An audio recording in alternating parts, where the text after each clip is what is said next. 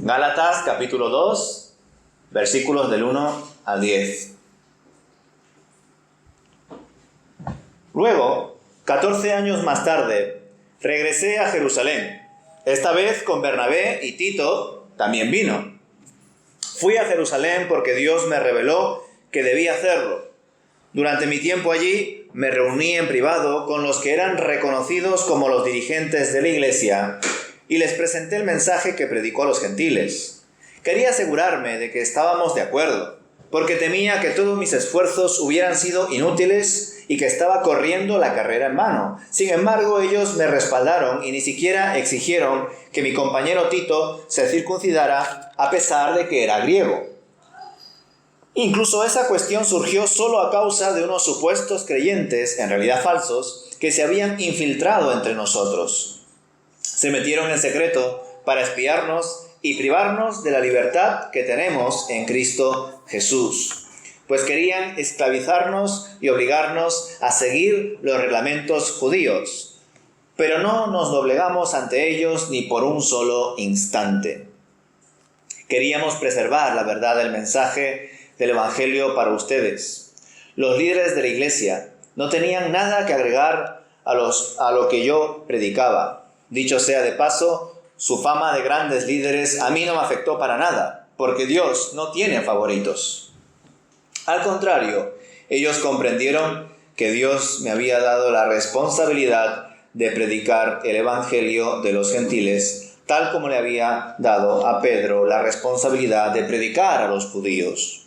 Pues el mismo Dios que actuaba por medio de Pedro, apóstol a los judíos, también actuaba por medio de mí, apóstol a los gentiles. De hecho, Santiago, Pedro y Juan, quienes eran considerados pilares de la iglesia, reconocieron el don que Dios me había dado y nos aceptaron a Bernabé y a mí como sus colegas. Nos animaron a seguir predicando a los gentiles mientras ellos continuaban su tarea con los judíos.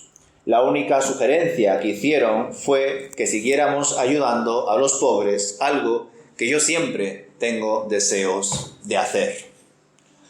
Pues hasta aquí voy a leer esta segunda parte del testimonio, la conversión del apóstol Pablo narrado a los Gálatas. En estos versículos del capítulo 2, pues, leemos detalles que de algún modo, sobre todo en el anterior, ¿verdad?, destacaban sobre el testimonio que se ofrece en Hechos. Él comenta aquí que volvió a Jerusalén 14 años después, así que se está haciendo referencia al momento en el que terminó su primer viaje misionero y rindió cuentas a la iglesia de Antioquía de Siria. Después de ello, debido a una discusión con algunos judaizantes, se vio la necesidad de subir a Jerusalén junto con Bernabé, Tito también y otros colaboradores más que no menciona. En el versículo 2, Pablo afirma que fue a Jerusalén porque así se lo reveló Dios. Y en Hechos 15, versículos del 1 al 6, vemos con más detalle la situación en la que se encontraba. Así que voy a leer Hechos capítulo 15, versículos del 1 al 6. Cuando Pablo y Bernabé estaban en Antioquía de Siria, llegaron unos hombres de Judea y comenzaron a enseñarles a los creyentes: a menos que se circunciden como exige la ley de Moisés, no podrán ser salvos. Pablo y Bernabé no estaban de acuerdo con ellos y discutieron con vehemencia. Finalmente la iglesia decidió enviar a Pablo y a Bernabé a Jerusalén, junto con algunos creyentes del lugar, para que hablaran con los apóstoles y con los ancianos sobre esta cuestión. La iglesia envió a los delegados a Jerusalén, quienes de camino se detuvieron en Fenicia y Samaria para visitar a los creyentes. Les contaron, para alegría de todos, que los gentiles también se convertían. Cuando llegaron a Jerusalén, toda la iglesia, incluidos los apóstoles y los ancianos, dieron la bienvenida a Pablo y a Bernabé, quienes les informaron acerca de todo lo que Dios había hecho por medio de ellos. Pero después, algunos creyentes que pertenecían a la secta de los fariseos se pusieron de pie e insistieron: los convertidos gentiles deben ser circuncidados y hay que exigirles que sigan la ley de Moisés. Hasta aquí los versículos del capítulo 15 de Hechos. Es de resaltar que el apóstol menciona este momento de la historia de la iglesia, pues no solamente después se celebró el famoso concilio de Jerusalén, si continuamos leyendo el capítulo 15 de Hechos, pues ahí lo veríamos, sino que también deja en evidencia las enseñanzas legalistas y las influencias de los judaizantes desde hace mucho tiempo atrás, causando daño en medio de la comunidad de creyentes, algo que también había afectado a las iglesias que se encontraban en Galacia. Iconio, Derbe, Listra y Antioquía de Pisidia. Pues bien, continuando con el texto de Gálatas, vemos cómo Pablo comparte de forma muy resumida que predicó el Evangelio a los que dirigía la iglesia, y ellos, al escuchar el mensaje, manifestaron su aprobación, dando a entender con ello que Pablo conoció la buena noticia por Cristo mismo. Por supuesto, él tenía sus inquietudes por cuanto no había, vamos a decir, cotejado o comparado ese mensaje con otros apóstoles de peso hasta ese momento. Y eso que antes ya había visto a Pedro, pero fue como muy inmediato, ¿no? Entonces, por eso es que en estos versículos él comenta que quería compartir ese evangelio para darse cuenta de que en efecto es el mismo mensaje, pese a que cada uno tenía una diferente función, un diferente ministerio. Pablo comparte ciertos detalles, como que los dirigentes vieron correcto incluso que Tito, aun siendo griego y estando con él predicando el evangelio, pues no debía circuncidarse, ya que el ministerio era hacia los gentiles y no había por qué imponer tradiciones judías a personas que no lo son.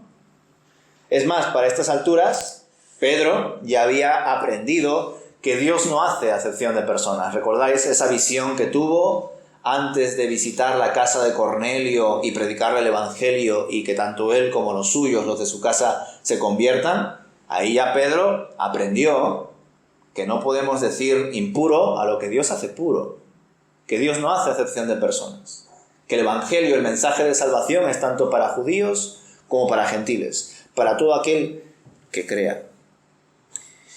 Con todo este relato, Pablo muestra cómo desde el inicio existían falsos creyentes que actuaban de espías, que observaban y murmuraban al ver cómo no se cumplían y se enseñaban las tradiciones judías junto con el evangelio.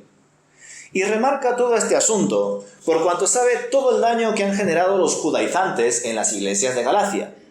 Por ello decidió contar su testimonio de conversión y de llamado al ministerio como apóstol para dejar bien claro que su labor ha sido dada por el mismo Dios y que nadie salvo él le ha instruido en todo lo relacionado con el evangelio.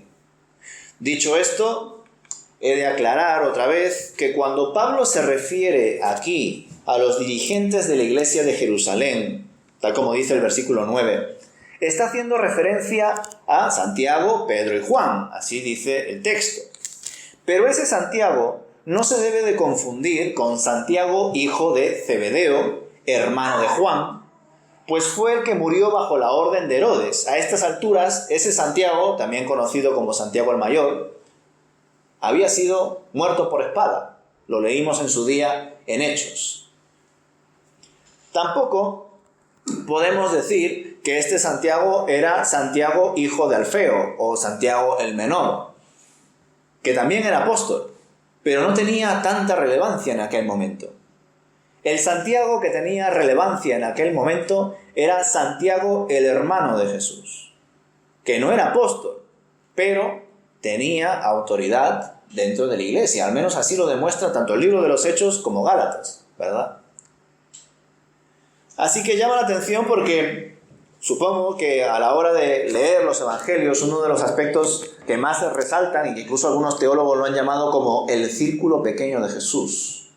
Porque de los 12 apóstoles, Jesús pasó más tiempo, y no solamente más tiempo, sino que sucesos muy importantes, como por ejemplo la transfiguración de Cristo en el Monte Santo, solamente fue visto por 3 de los 12 apóstoles. ¿Quiénes eran esos 3 apóstoles? Santiago, hijo de Zebedeo, hermano de Juan, Juan y Pedro. Y podríamos decir que estos 3 apóstoles tenían bastante peso en cuanto a su testimonio, en cuanto a la tradición oral que podrían dejar detrás con sus discípulos. Pero curiosamente, el Señor permitió que el primer apóstol, que pues iba a ser mártir, fuese Santiago, uno de los miembros de ese círculo pequeño que habían visto diferentes acontecimientos que otros no habían visto. Este Santiago fue, como digo, el que murió a espada. Así que en este momento Santiago, el hermano de Jesús, tenía peso dentro de la iglesia. Y también comenté el domingo pasado, quizá muy rápidamente, que desgraciadamente la Nueva Traducción Viviente comete un grave error al decir que este Santiago es apóstol, porque no lo es. Los apóstoles son Santiago, hijo de Zebedeo, y Santiago, hijo de Alfeo. Santiago, hermano de Jesús, no era apóstol, pero sí tenía autoridad dentro de la iglesia. Y junto con ellos comenté que eso nos debe de hacer pensar a la hora de estudiar la palabra, pues que tomemos la decisión, siempre que se pueda, de usar diferentes versiones. Porque claro, el objetivo de predicar el Evangelio no es ponerme aquí a leer todas las versiones y a deciros todos los errores que tienen. Pero ya os digo que todas las versiones tienen ciertos fallos de traducción y de interpretación, y es por eso que resulta mucho más enriquecedor leer la Biblia usando la Reina Valera, usando la Biblia de las Américas, usando la versión internacional, usando la Nueva Traducción Viviente, en definitiva, usando al menos 2 o 3 versiones, porque de esa manera nos enriquecemos. Y también nos surgen más inquietudes, más dudas, a veces históricas, a veces teológicas, que también nos llevan a un crecimiento personal. Dicho esto, con el asunto de las conclusiones, es más que evidente que el apóstol Pablo busca durante todo este relato, tanto lo que ha dicho en el capítulo 1 como lo que acaba de compartir en el capítulo 2, el apóstol busca desmarcarse de otros tipos de creyentes que han recibido el evangelio de otras personas. No porque piense que eso esté mal. Si pensase eso, su ministerio como apóstol no tendría sentido. Sino porque sabe perfectamente que muchos falsos maestros judaizantes y predicadores legalistas ponían en entredicho su autoridad como apóstol. Y Pablo les está enseñando, fijaos que yo he sido nombrado apóstol directamente por el Señor Jesucristo. Que yo he conocido al Señor directamente por Él, sin ningún intermediario. Ni siquiera podéis acusarme diciendo, alguien me ha engañado o me ha enseñado de forma equivocada y por eso estoy mostrando una parte del Evangelio que no es compatible con vuestro entendimiento legalista y judaizante del Evangelio. Por eso es que Pablo está narrando aquí lo que está narrando, aparte de porque es verdad, su situación personal se dio así. Pablo conoció directamente a Jesús y además, después de su conversión, estuvo un tiempo retirado en Arabia, como lo compartí el domingo pasado, a solas. Y en ese tiempo, seguramente, Pablo pues recibiría revelación, quizá sueños, quizá visiones, donde el Señor Jesús le mostraba las profundidades de la buena noticia de su Evangelio. Así que Pablo quiere dejar bien claro la pureza de su mensaje, que él predica a Cristo y que es un mensaje recibido directamente por él. Pero con ello no está criticando, ni mucho menos, que las personas se conviertan a través de otras que les predican el Evangelio. Porque, como digo, en eso consiste su ministerio. Pero claro, Pablo, al ser una persona muy usada por Dios, que había viajado por diferentes iglesias, se veía constantemente señalado por diferentes enemigos. Incluso parte de sus colaboradores le traicionaron a lo largo de sus viajes misioneros. Entonces, como Pablo se veía como una diana, pues debía de tomar estas medidas. Y seguramente sería algo muy incómodo para él, porque él en ningún momento quiere pues hacer propaganda de sí mismo. Él quiere predicar a Cristo, nada más. Él quiere agradar a Dios, no a los hombres. Pero sin embargo, en varios momentos, en varias cartas paulinas, se observa cómo Pablo, pues desgraciadamente, tiene que defender su llamado, su ministerio. De ahí que tendrá pues también, ¿no?, mucho sentido que a continuación, como veremos el próximo domingo, a partir del versículo 11, Pablo comparte una experiencia concreta donde se vio la necesidad de reprender a Pedro por su forma de comportarse cuando estaba con los gentiles y de repente cuando aparecían los judíos se comportaba de otra forma. Y esa hipocresía del apóstol Pedro fue tal que incluso, como veremos el domingo siguiente, Bernabé y otros más se vieron también de algún modo atrapados por esas conductas y, pues de algún modo, para no ser criticados, imitaban esa conducta de Pedro, de comportarse de una forma delante de los judíos y comportarse de otra delante de los gentiles. De alguna manera podríamos considerar que Pablo narra este suceso, no solo porque también fue real, no se lo está inventando, no está contando aquí una alegoría o una parábola, no, fue así, sino también porque de esa manera seguía redundando en la idea de que su mensaje era totalmente independiente de los hombres. Y que ni siquiera ese primer contacto que tuvo con Pedro, tras estar 3 años en Damasco después de su conversión y Arabia, leímos en Gálatas capítulo 1 que fue a Jerusalén, pero que solamente se encontró con el apóstol Pedro y con Santiago, el hermano de Jesús, que no era apóstol. Y después continuó su viaje. Después dice que, pasado 14 años, volvió a Jerusalén y ahí ya conoció a los apóstoles de Jesús y le compartió el Evangelio, para que vean que era el mismo Evangelio, el Evangelio de Cristo.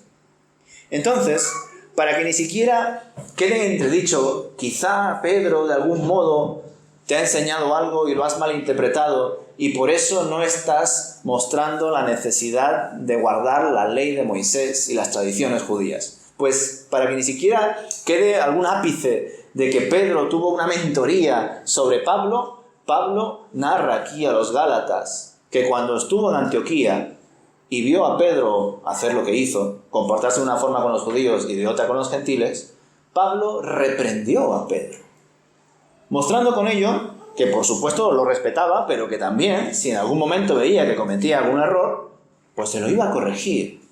Porque una vez más, Pablo solo quería obedecer a Dios, solo quería agradar a Dios. Y aunque Pedro fue una persona muy importante dentro de todos los apóstoles de Jesús, Pablo no se debía a Pedro, Pablo se debía a Cristo. Y es por eso que él recoge, en medio de su testimonio de llamado o conversión, esta reprensión ministerial a Pedro.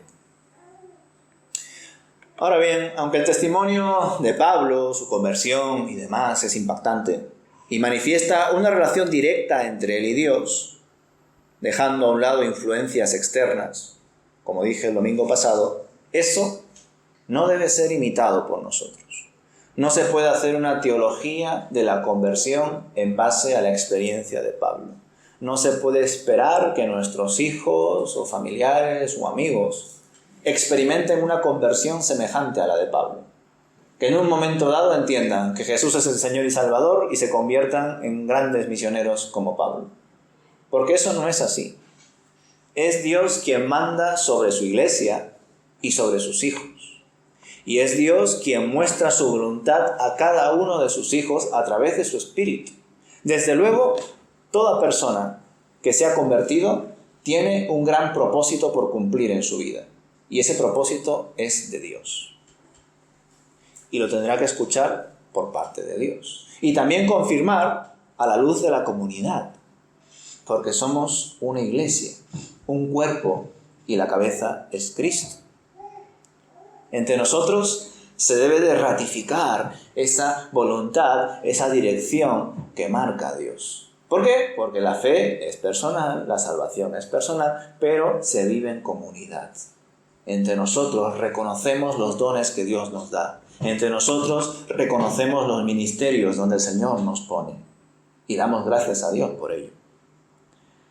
Así que, aunque Pablo, pues evidentemente se ve forzado a incidir en aspectos, en detalles de su conversión, de su llamado, Esto no debe ser tomado por nosotros. Por más que queramos que la iglesia se expanda y que todo el mundo crea que eso es un buen deseo, no podemos poner esa carga sobre los hombros de personas recién convertidas o de personas que pues llevan un tiempo y que quizá todavía no han crecido lo suficiente en su fe. ¿Por qué? Porque Dios no quiere que todo el mundo sea Pablo. Quiere algo mejor. Dios quiere que cada uno de nosotros seamos como Cristo, que es aún más, ¿verdad? Por tanto, a la hora de leer estos versículos sobre el testimonio de Pablo, como digo, no podemos hacer un modelo para que así se aplique a cada uno de nosotros, generando expectativas que no van a mostrar más que frustraciones. Esto es lo que le sucedió a Pablo, y a cada uno de nosotros nos está sucediendo lo que Dios desea y lo que nosotros a veces desgraciadamente permitimos o decidimos para mal. Por consiguiente, a la hora de dar nuestros primeros pasos como creyentes y hasta que vayamos a la presencia del Señor o el Señor vuelva, debemos apoyarnos entre nosotros. Debemos de buscar orientación, consejo, orar, no dejar de congregarnos, buscar más y más del Señor de forma personal y también como comunidad. Yo sé que a veces a la hora de buscar mentores, personas que nos puedan orientar, dar consejo, aún siendo hijos de Dios, también somos hijos de este mundo y tenemos este contexto y todo lo que nos rodea, ¿verdad?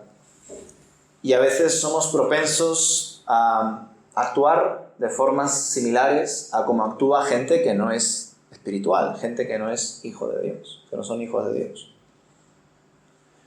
Así que hay momentos en los cuales, en vez de buscar quizá orientación a través de personas que están capacitadas, que están incluso puestas por Dios para guiarnos, preferimos quizá confiar en nuestra propia opinión, ser sabios en nuestra propia opinión,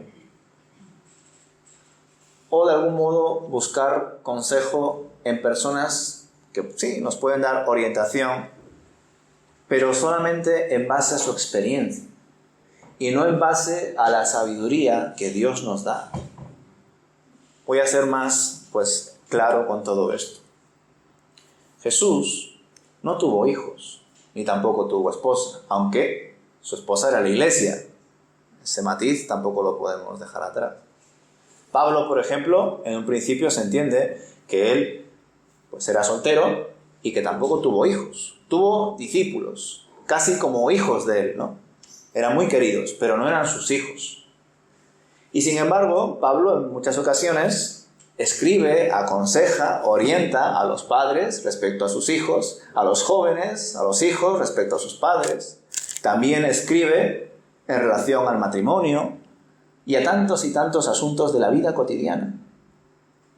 Y Pablo lo hace evidentemente no en base a su experiencia, lo hace en base a la sabiduría que Dios le da. Nosotros no podemos tampoco dividir la experiencia de la sabiduría de Dios. Por supuesto que es bueno contar con hermanos que tienen experiencia en el matrimonio, que tienen experiencia en la maternidad, en la paternidad, que tienen experiencia quizá metiéndose en una hipoteca, que tienen experiencia en comprarse un coche a plazos aquí o allá, etcétera, etcétera, etcétera. No podemos, vamos a decir, borrar esas experiencias porque también son adecuadas. Pero nosotros, a diferencia de los que no son creyentes, debemos de poner por encima de la experiencia la sabiduría de Dios. Qué triste hubiese sido que ningún hermano, ninguna familia le haya pedido consejo a Pablo sobre el matrimonio solo porque Pablo no estaba casado. Pensando, ¿pero qué me va a decir este hombre si es soltero? ¿Qué me va a aconsejar él a mí de cómo tengo que comportarme con mi esposa si él no tiene esposa? Y sin embargo, uno de los mayores consejos que podemos obtener sobre el matrimonio en la Biblia son precisamente de Pablo. O, ¿qué me va a aconsejar este hombre sobre los hijos si no tiene ni uno? Mi esposa tiene.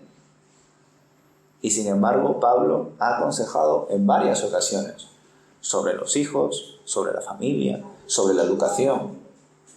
Entonces, entiendo que a la hora de conocer al Señor y de pasar un año tras otro y tras otro con el Señor, no podemos imitar este testimonio de Pablo por cuanto es algo concreto de él. Pablo fue en sus inicios un llanero solitario. Pablo recibió el mensaje directamente de Cristo y estuvo retirado en Arabia y en Damasco 3 años. No dejó que ninguna sabiduría humana entrase en él para que de algún modo ese mensaje del Evangelio no se corrompa con ideas que se sumen a la buena noticia. Él quería mantener ese mensaje puro y compartirlo a todos aquellos que quieran recibirlo y creer en Cristo. Era algo de él. Nosotros sabemos que cuando una persona se convierte y que cuando una persona quiere ir creciendo en el Señor, debe, por supuesto, buscar de Dios a través de la oración, a través de otras disciplinas, a través de la lectura de su palabra, a través de otras aportaciones que tiene el Espíritu también, a través de la vida cotidiana. Pero también debemos de buscar consejo. También debemos de congregarnos. También debemos de intercambiar nuestras situaciones personales con otros. Y con otros me refiero no solamente, por ejemplo, al pastor o al consejo de diáconos o de ancianos que tenga la iglesia, que hasta incluso sería lo más obvio, ¿no? Si pensamos a quién podría pedir orientación o consejo, pues se supone que en un principio la Biblia nos enseña que es al consejo de ancianos, de diáconos, de pastores, al consejo de la iglesia. Pero también podemos considerar a hermanos que no necesariamente forman parte del consejo, pero que tienen un gran testimonio gracias al Señor. Años en la fe, de crecimiento en el Espíritu. Y buscar orientación a través de ello. Muchas veces, hermanos, somos lo que hacemos cada día. Y este equilibrio nos lo marca el Señor en su palabra. Cada día tiene su propio afán. Tú, céntrate en buscar su reino y su justicia. Lo demás vendrá por añadidura.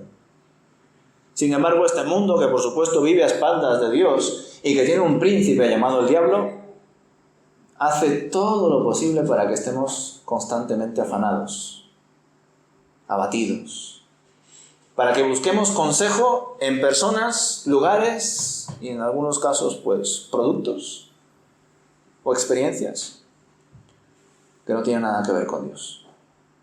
Para de algún modo mitigar ese peso que hay sobre mi espalda por esta vida que me ha tocado. Quizá porque no llego a fin de mes, quizá porque mi ambiente laboral es horrible, quizá porque he dejado de ser diligente en mi relación con mi familia e intento hacer lo posible para no estar tiempo a solas con mi pareja o con mis hijos, porque no sé qué hacer con ellos. Me he apartado tanto de una relación saludable con ellos que ahora me da miedo dar el paso de arrepentirme y retomar esa relación cuando todavía hay tiempo. Cuando todavía hay tiempo. Como digo, hermanos, somos el resultado de lo que hacemos día a día. Y Dios lo marca así. Yo sé que esto es una frase muy así motivacional de todas las ideologías que hoy en día también existen, pero no, esto es bíblico. Vive cada día, porque cada día tiene su propio afán. Es de Cristo esta enseñanza. Y en medio de lo que vayas decidiendo cada día, decisión a decisión, porque esa es otra. A veces esta sociedad nos invita a creer que vivimos en piloto automático. Sobre todo cuando terminan las vacaciones, ¿verdad? Terminan las vacaciones, que es el tiempo en el que puedo hacer lo que quiero, y empieza el piloto automático. Me levanto a las 7, entro a las 8, salgo a las 5 o a la hora que cada uno salga. Piloto automático. Y qué malo sería que los hijos de Dios, los que han obtenido una nueva vida en Cristo, sigan viviendo en piloto automático como aquellos que viven lejos de Dios. Los que somos hijos de Dios no podemos vivir en piloto automático, como los demás. Los que somos hijos de Dios debemos de buscar la paz en Cristo Jesús. la guía en su Santo Espíritu, la comunión en medio del amor entre los creyentes y el consejo en medio de la multitud de los sabios. No creer que somos sabios en nuestra propia opinión, sino buscar la sabiduría en medio de los diferentes consejeros que Dios pone a nuestra disposición. A veces puede ser también una situación de orgullo, también puede ser una situación de timidez, el compartir nuestras vidas personales, nuestras necesidades y pedir consejo. Y a veces, por dar pie a todo ello y no confiar en Dios y en las personas que Dios pone delante de nosotros, pues pasamos situaciones que Dios tampoco quiere para nosotros, pero que quizá sean necesarias para que podamos aprender. Porque hay personas que necesitan ser puestas delante del fuego para que todas sus impurezas se limpien. Les cuesta tener un hábito de autolimpieza. Pero independientemente de cómo sea cada uno, hermanos, está claro que debemos de cuidarnos entre nosotros. De que debemos valorar la experiencia que algunos de nuestros hermanos tienen. Algunos bastante, gracias a Dios. Pero sobre todo, ver que Dios pone delante de nosotros a personas que tienen sabiduría no por ellos, sino por Dios. Puede ser una persona joven o mayor, puede ser una persona con 2 títulos universitarios o con ninguno. Y aún así, ser de consejo para nosotros, por la gracia de Dios, no por méritos propios. Así que he querido ofrecer este otro lado de la balanza, porque en efecto el testimonio de Pablo es inspirador. Todo lo que ha tenido que soportar, toda la carga ministerial que tenía encima y que solo por el Espíritu Santo pudo cumplir. Porque para él era imposible, pero Dios lo hizo posible. Está claro, Pablo no podía hacer todo lo que hizo si no fuera porque el Señor estaba con él. Y aún así, en vez de recibir gratitud, amor, recibía muchísimas críticas. Incluso aquellos que había ayudado preferían escuchar a los judaizantes, a los legalistas y poner en entredicho el testimonio de Pablo. Pablo lo pasó muy mal. Eso es evidente no solamente con estos textos, hay muchos más. Y por ello, hermanos, sabemos que aunque la carrera a veces es dura, en algunos casos nos parece muy larga, sabemos que vamos a llegar a la meta y que vamos a obtener la corona de la vida. Y que esa victoria la tenemos en Cristo, asegurada. Que hemos sido sellados con su Espíritu. Que nuestro Padre está en los cielos cuidándonos. Así que en medio de los abatimientos, de las preocupaciones, saber que Dios nos cuida, aun cuando a veces no lo veamos tan claro, yo creo que debe de ser reconfortante. Nos debe de dar mucha paz. Una paz que sobrepasa todo entendimiento. Pues vamos a orar, hermanos, para que el Señor nos siga guiando en medio de nuestro crecimiento espiritual y que también nos enseñe a pedir consejo cuando lo necesitemos.